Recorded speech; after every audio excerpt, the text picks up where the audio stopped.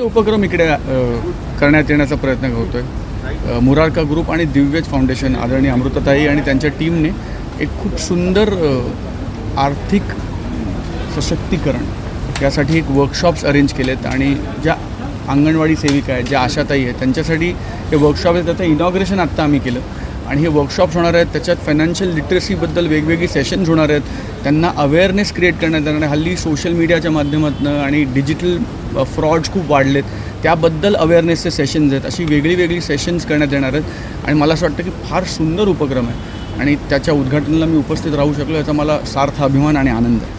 जुन्नरमध्ये जी लहान चिमुकलीवर अत्याचाराची घटना घडली आहे, 10 वर्षाच्या मुलीवर अत्याचार करून हत्या करण्यात आली, कुठेतरी कायद्याचा धाक राहिला नाही का राज्यात, असं एक प्रश्न जे आहे ते सामान्य. मला असं वाटतं की अत्यंत घृणास्पद, अत्यंत खालच्या पातळीचा गुन्हा आहे आणि त्याच्यावर कठोर कारवाई झाली पाहिजे आणि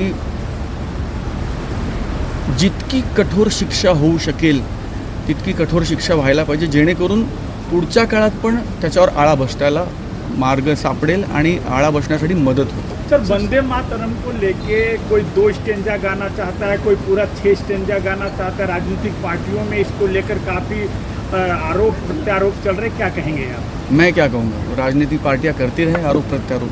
थँक्यू. तुमचा वगैरे काही भविष्यात प्लॅन आहे का राजकारणात? राजकारणात येण्याचा नाही, मी अभिनेता आहे. मला फार आवडतो अभिनय करायला, मला फार आनंद मिळतो. मी माझ्या पद्धतीने लोकांमध्ये पोचतो, तो माझ्या अभिनयाच्या माध्यमातून पोचतो. त्यामुळे आत्ता तरी काही प्लॅन नाही आणि I am extremely happy being in act. एक शेवटचा प्रश्न असा आहे, बोला सर.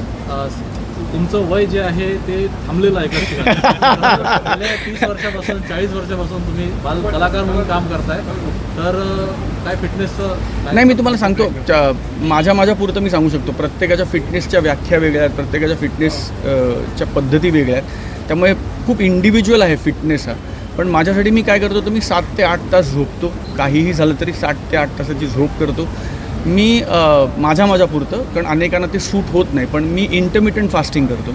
मी 16 तास काही खात नाही आणि 8 तासात मी उरलेला माझे सगळे आहार प्लॅन करतो आणि ऑफकोर्स प्रोटीन इंटेक जास्त ठेवतो, शुगर आणि फॅट्स कमी करतो.